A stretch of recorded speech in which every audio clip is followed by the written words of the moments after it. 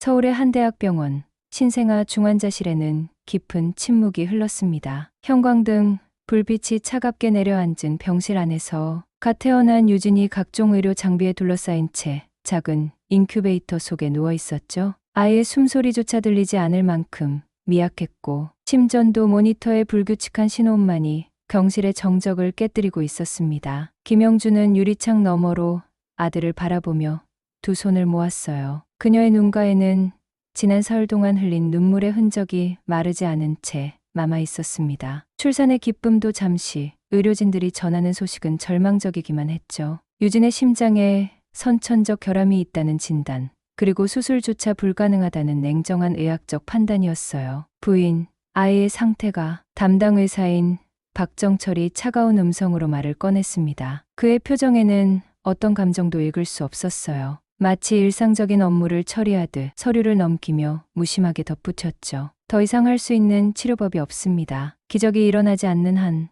영주의 남편 김상진은 주먹을 꽉 쥔 채 벽에 기대어 서 있었습니다. 평소 침착하던 그였지만 지금은 절망감에 짓눌려 어떤 말도 할 수 없었어요. 아내의 떨리는 어깨를 바라보며 자신의 무력함을 절감했죠. 아버지로서 아들을 지켜주지 못한다는 죄책감이 가슴을 짓누르고 있었습니다. 박정철 의사는 차트를 덮으며 한숨을 내쉬었어요. 현실적으로 생각해 보시길 바랍니다. 아이에게 더 이상의 고통을 주는 것보다는. 그의 말은 차갑고 무감정했습니다. 마치 생명을 하나의 숫자로만 취급하듯 의학적 데이터만을 근거로 판단을 내리고 있었죠. 영주는 박정철의 말을 들으며 온몸이 떨렸습니다. 어떻게 의사가 이렇게 쉽게 포기할 수 있는지 이해할 수 없었어요. 아이는 아직 세상에 온 지 사흘밖에 되지 않았는데 벌써 죽음을 운운하다니요. 그녀는 유리창에 손을 대고 속으로 간절히 기도했습니다. 제발 우리 유진이 살 수 있게 해주세요. 병원 복도에는 다른 환자 가족들의 발소리와 의료진들의 바쁜 움직임이 계속되었지만 영주와 상진에게는 모든 것이 멈춘 듯했습니다. 시간마저 정지한 것 같은 그 순간 두 사람은 말없이 서로를 바라보며 같은 생각을 하고 있었죠. 어떻게든 아이를 살려야 한다는 간절한 마음이었습니다. 그날 밤 영주는 병원 의자에서 잠들지 못한 채 밤을 지새웠습니다. 새벽 5시쯤 그녀의 휴대폰이 울렸어요. 로스앤젤레스에서 걸려온 전화였습니다. 화면에 표시된 이름을 보자 영주의 마음이 복잡해졌죠. 준호였어요. 그녀의 전 남편과의 사이에서 낳은 5살 아들이었습니다. 엄마?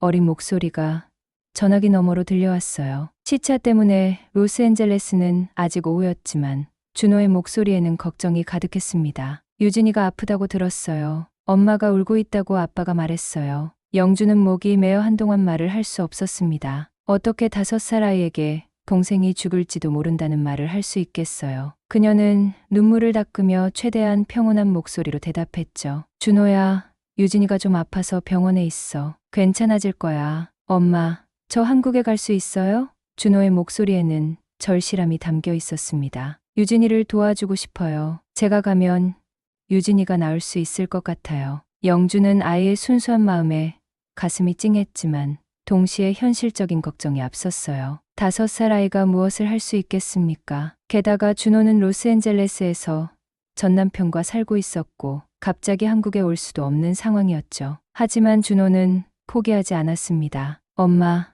저 정말 갈 수 있어요. 아빠한테 말해볼게요. 유진이는 제 동생이잖아요. 제가 도와줘야 해요. 그 순간 영주는 아이의 진심을 느꼈어요. 준호가 비록 어리지만 동생을 향한 사랑만큼은 진짜였습니다. 전화를 끊은 후 영주는 남편 상진에게 준호의 말을 전했죠. 상진은 처음에는 고개를 저었습니다. 5살 아이가 무엇을 할 수 있겠어. 게다가 이런 상황에서 준호까지 오면 더 복잡해질 뿐이야. 하지만 영주의 마음은 달랐어. 의학적으로는 절망적이라고 했지만 혹시 모르잖아요. 가족의 사랑이 기적을 만들어낼지도 모르는 일이었습니다. 여보, 준호가 정말 오고 싶어 해요. 아이도 유진이를 걱정하고 있어요. 그날 오후 박정철 의사가 다시 나타났습니다. 그는 여전히 무표정한 얼굴로 차트를 들여다보며 말했어요. 아이의 상태가 더 악화되었습니다. 호흡 보조 장치 없이는 생존이 어려워요.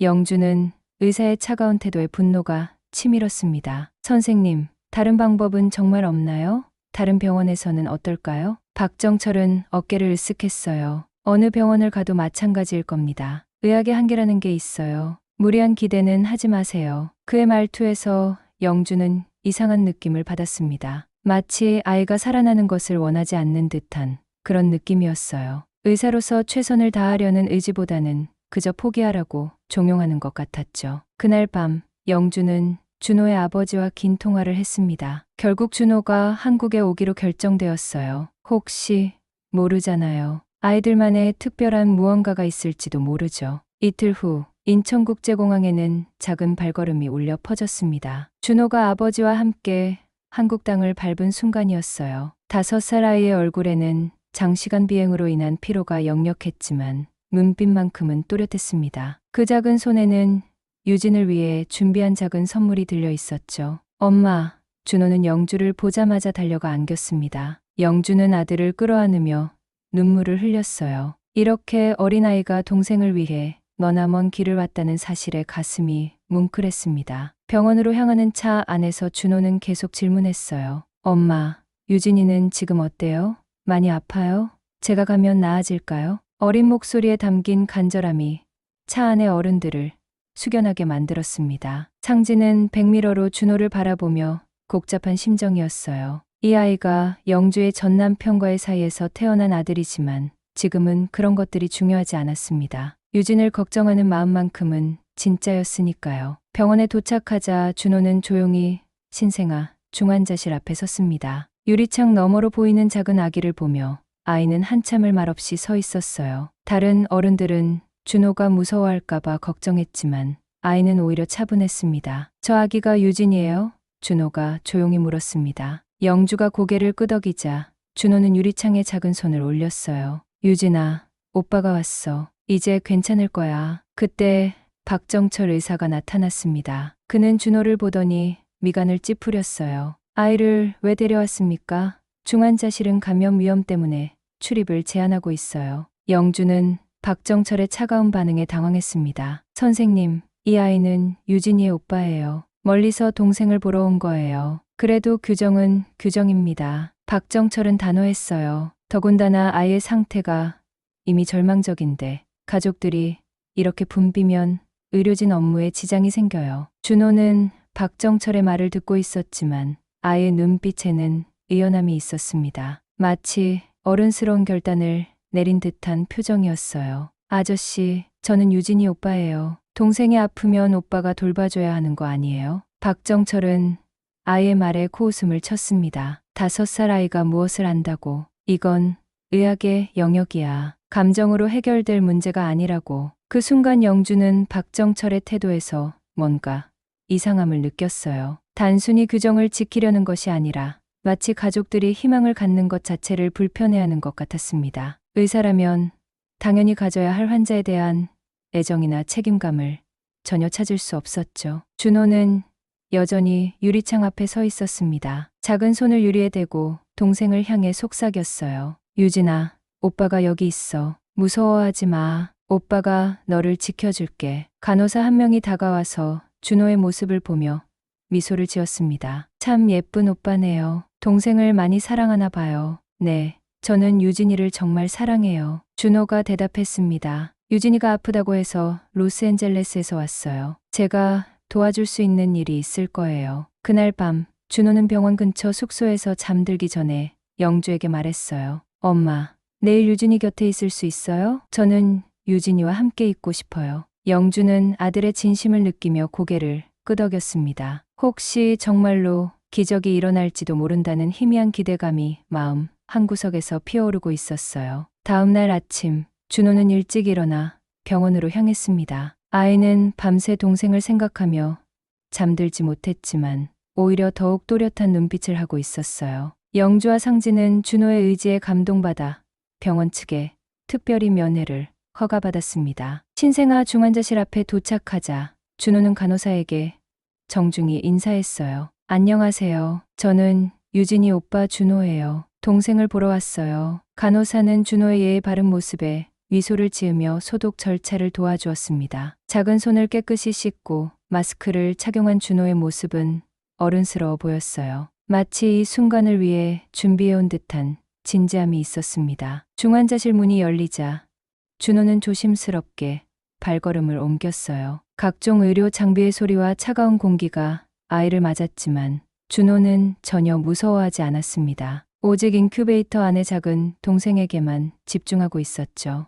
유진아, 준호가 인큐베이터 옆에 서서 조용히 불렀습니다. 오빠야, 오빠가 왔어. 그 순간이었어요. 준호는 마치 무언가에 이끌리듯 인큐베이터에 더 가까이 다가갔습니다. 간호사가 잠시 자리를 비운 사이 준호는 인큐베이터의 작은 구멍으로 손을 넣어 유진의 작은 얼굴에 살짝 다가갔어요. 유진아, 오빠가 따뜻한 바람을 불어줄게. 준호는 마스크를 살짝 내리고 유진의 얼굴 가까이에서 부드럽게 입김을 불어넣었습니다. 그 따뜻한 숨결이 유진의 작은 볼에 닿는 순간이었어요. 갑자기 심전도 모니터의 소리가 바뀌었습니다. 불규칙하던 신호음이 조금 더 안정적으로 변하기 시작했어요. 간호사가 돌아와서 모니터를 확인하더니 놀란 표정을 지었습니다.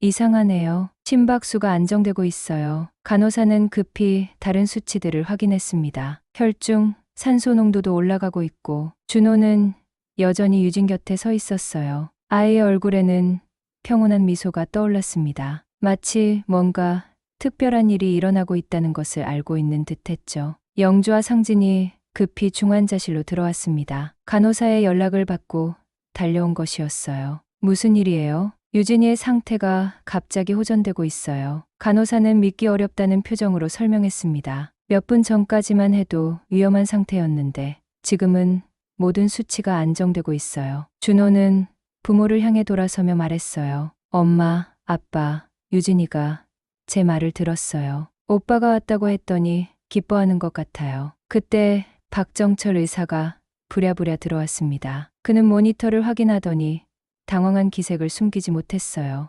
이상하군요. 분명히 어제까지만 해도. 선생님, 우리 아이가 좋아지고 있는 거 맞죠? 영주가 간절한 눈빛으로 물었습니다. 박정철은 잠시 망설이더니 차트를 들여다보며 말했어요. 일시적인 현상일 수도 있습니다. 너무 성급한 판단은 금물이에요. 하지만 준호는 확신에 차 있었습니다. 아니에요. 유진이는 이제 괜찮아질 거예요. 제가 따뜻한 마음을 전해줬거든요. 인큐베이터 안에 유진은 여전히 작았지만 얼굴색이 조금씩 좋아지고 있었어요. 호흡도 더 안정적으로 변하고 있었습니다. 그 순간 모든 사람들은 뭔가 특별한 일이 일어나고 있다는 것을 느꼈죠. 준호는 다시 유진에게 다가가 속삭였습니다. 유진아, 오빠가 계속 여기 있을게. 무서워하지 마. 유진의 상태가 호전되자 병원 내에서는 작은 소동이 일어났습니다. 다른 의료진들은 놀라워하며 이례적인 회복세에 대해 이야기했지만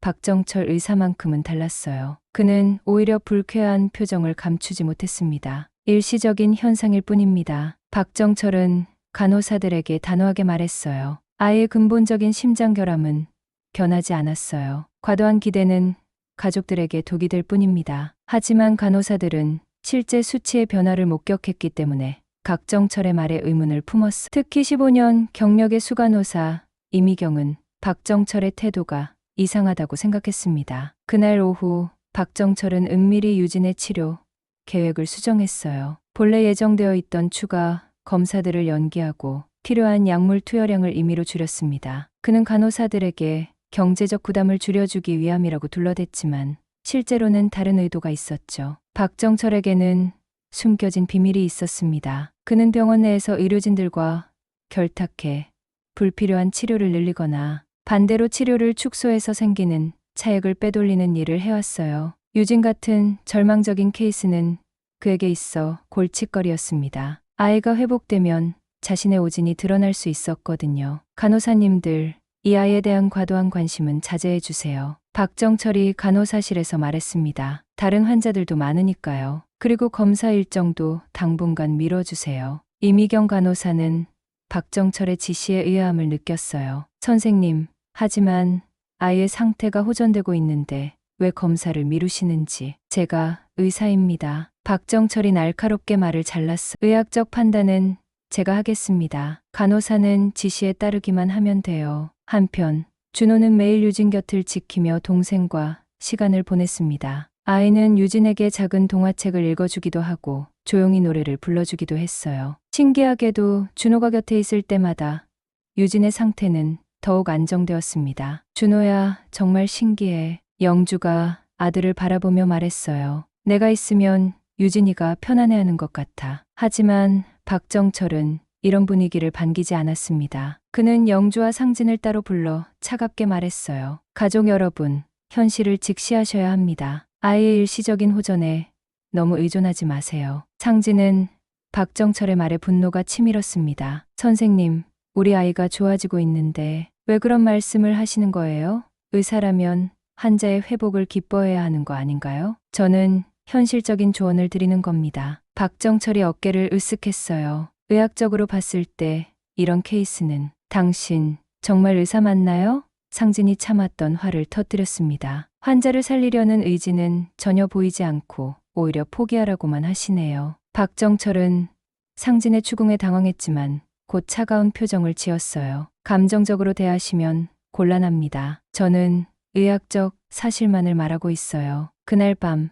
이미경 간호사는 동료들과 조용히 대화를 나누었습니다. 박정철 선생님이 요즘 좀 이상해. 유진이 케이스에서 너무 소극적이야. 맞아. 아이 상태가 좋아지고 있는데 왜 검사를 자꾸 미루라고 하지? 다른 간호사도 동조했어요. 이미경은 무언가 석연치 않다는 생각이 들었습니다. 오랜 경험으로 봤을 때 박정철의 행동은 환자를 위한 것이 아니라 다른 목적이 있어 보였어요. 그녀는 이 문제를 더 자세히 살펴보기로 결심했습니다. 이미경 간호사는 며칠 동안 박정철의 행동을 유심히 관찰했습니다. 그녀는 30년 가까이 병원에서 일해오며 수많은 의사들을 지켜봤지만 박정철처럼 환자의 회복을 달가워하지 않는 의사는 처음이었어요. 뭔가 숨겨진 이유가 있을 거라는 직감이 들었습니다. 어느 날 밤 이미경은 우연히 박정철이 병원장실에서 나오는 모습을 목격했어요. 평소와 달리 긴장한 표정이었고 손에는 두꺼운 서류 봉투를 들고 있었습니다. 그 모습이 수상해서 이미경은 조심스럽게 뒤를 따라갔죠. 박정철은 병원 지하 주차장에서 한 남자와 만났습니다. 그 남자는 의료기기 업체 직원으로 보였어요. 둘은 조용히 대화를 나누며 봉투를 주고받았습니다. 이미경은 멀리서 그 장면을 지켜보며 충격을 받았어요. 다음 날 이미경은 용기를 내어 유진의 의료 차트를 자세히 살펴보았습니다. 박정철이 기록한 내용과 실제 모니터링 수치 사이에 상당한 차이가 있다는 것을 발견했어요. 아이의 상태가 분명히 호전되고 있는데도 차트에는 여전히 위험하다고 기록되어 있었습니다. 이상해. 왜 이렇게 기록했지? 이미경은 혼자 중얼거렸습니다. 더 충격적인 것은 박정철이 유진에게 투여하라고 지시한 약물의 용량이었어요. 정상적인 치료량보다 현저히 적었습니다. 이미경은 동료 간호사들과 조심스럽게 상의했어요. 여러분, 혹시 박정철 선생님의 처방에서 이상한 점을 느낀 적 있나요? 사실은 젊은 간호사 김소희가 조심스럽게 말을 꺼냈습니다. 며칠 전에 유진이 약물 주입량을 확인했는데 다른 아이들에 비해 너무 적더라고요. 그래서 박 선생님께 문의했는데 그냥 지시대로 하라고 하시더라고요. 나도 이상하다고 생각했어. 또 다른 간호사가 동조했습니다. 아이 상태가 좋아지고 있는데 왜 추가 검사를 계속 미루는지 모르겠어. 한편 준호는 여전히 매일 유진 곁을 지키고 있었습니다. 5살 아이지만 놀라울 정도로 끈기 있게 동생을 돌봤어요. 준호가 유진에게 이야기를 해주거나 손을 잡아줄 때마다 아이의 생체 신호는 더욱 안정되었습니다. 유진아, 오늘도 오빠가 재미있는 이야기 들려줄게. 준호가 인큐베이터 옆에 앉아 동화책을 펼쳤어요. 옛날 옛적에 용감한 왕자님이 살았어. 그 왕자님은 아픈 공주님을 구하려고. 영주는 아들의 모습을 보며 감동했습니다. 준호의 순수한 사랑이 정말로 유진에게 힘이 되고 있다는 것을 느낄 수 있었어요. 의학으로는 설명할 수 없지만 분명히 뭔가 특별한 일이 일어나고 있었습니다. 그때 박정철이 나타났어요. 그는 준호가 유진 곁에 있는 모습을 보더니 못마땅한 표정을 지었습니다. 아이를 너무 오래 있게 하지 마세요. 감염, 위험이 있어요. 하지만 선생님, 준호가 있을 때 유진이 상태가 더 좋아져요. 영주가 말했습니다. 그건 착각입니다. 박정철이 단호하게 말했어요. 의학적 근거 없는 희망적 관측일 뿐이에요. 현실을 받아들이세요. 상진은 박정철의 말에 더 이상 참을 수 없었습니다. 선생님은 도대체 왜 우리 아이가 좋아지는 걸 인정하려 하지 않으세요? 의사라면 환자의 회복을 기뻐해야 하는 거 아닙니까? 박정철은 잠시 당황했지만 곧 차가운 표정을 되찾았어요. 제가 의학적 판단을 내리는 겁니다. 가족들의 감정적 판단과는 다르죠. 그날 밤 이미경 간호사는 결심을 굳혔습니다. 박정철의 수상한 행동을 더 이상 묵과할 수 없었어요. 그녀는 신뢰할 만한 동료들과 함께 박정철의 행적을 조사하기 시작했습니다. 이미경 간호사와 동료들의 조사는 며칠 만에 충격적인 결과를 가져왔습니다. 박정철이 지난 몇 년간 여러 환자들의 치료를 의도적으로 지연시키거나 축소해왔다는 증거들이 속속 발견되었어요. 특히 치료비가 많이 드는 중증 환자들의 경우 그는 종종 가족들에게 포기를 종용하며 적극적인 치료를 회피해왔습니다. 이건 정말 심각한 문제야. 이미경이 동료들과 모인 자리에서 말했습니다. 박정철이 의료기기 업체로부터 리베이트를 받고 그 대가로 불필요한 장비 사용을 늘리거나 반대로 필요한 치료를 줄여왔어. 김소희 간호사는 떨리는 목소리로 말했어요. 그럼 지금까지 얼마나 많은 환자들이 피해를 봤을까요? 유진이처럼 살 수 있었던 아이들이. 이미경은 더 이상 침묵할 수 없다고 결심했습니다. 그녀는 수집한 증거들을 정리해 병원 윤리위원회에 제출하기로 했어요. 동시에 유진의 부모들에게도 진실을 알려야 한다고 생각했습니다. 그날 오후 이미경은 영주와 상진을 조용한 상담실로 불렀어요. 부모님, 말씀드릴 게 있어요. 박정철 선생님에 관한 건인데. 영주는 간호사의 심각한 표정을 보며 불안해했습니다. 무슨 일인가요? 유진이에게 무슨 문제라도. 아니에요. 오히려 유진이는 계속 회복되고 있어요. 이미경이 안심시켰습니다. 문제는 박정철 선생님이에요. 그분이 유진이의 치료를 의도적으로 소홀히 해왔다는 증거를 발견했어요. 상진은 주먹을 꽉 쥐었습니다. 그게 무슨 말씀이세요? 이미경은 차분히 설명했어요. 박 선생님이 기록한 차트와 실제 유진이 상태 사이에 큰 차이가 있어요. 아이가 분명히 좋아지고 있는데도 위험하다고 기록하고 필요한 약물 투여량도 의도적으로 줄였어요.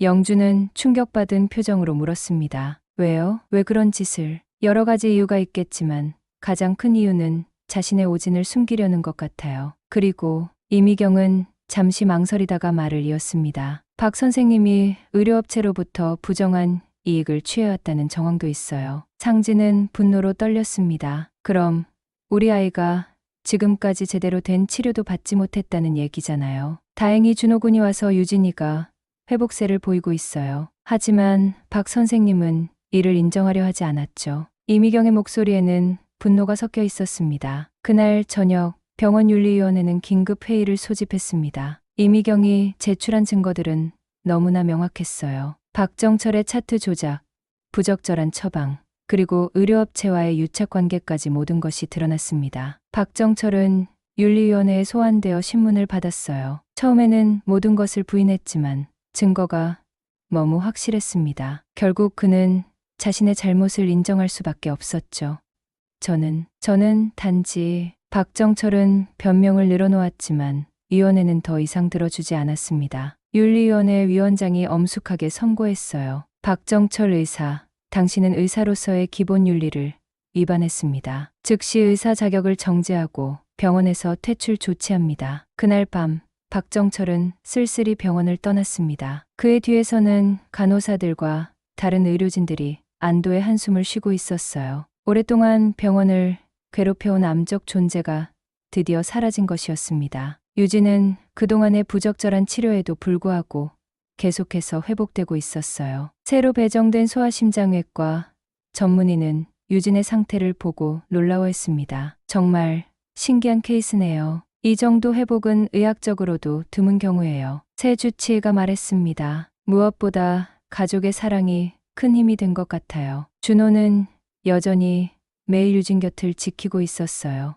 유진아, 이제 나쁜 아저씨는 없어졌어. 우리를 도와주는 좋은 선생님이 오셨어. 한 달 후 유진은 완전히 다른 아이가 되어 있었습니다. 인큐베이터에서 나와 일반 신생아실로 옮겨진 유진은 건강한 아기의 모습을 되찾았어요. 작은 손을 움직이며 옹알이를 하는 모습에 영주는 매번 눈물을 흘렸습니다. 유진아, 엄마야. 영주가 아들을 품에 안으며 속삭였어요. 정말 기적 같아. 너를 다시 안을 수 있게 되다니. 새로운 주치의인 김하늘 교수는 유진의 회복 과정을 면밀히 관찰했습니다. 의학적으로 설명하기 어려운 부분들이 있었지만 분명한 것은 아이가 완전히 건강해졌다는 사실이었어요. 정말 놀라운 회복력이에요. 김하늘 교수가 영주와 상진에게 말했습니다. 선천적 심장결함이 자연적으로 치유되는 경우는 극히 드문데 유진이는 그런 기적을 보여줬어요. 준호는 동생이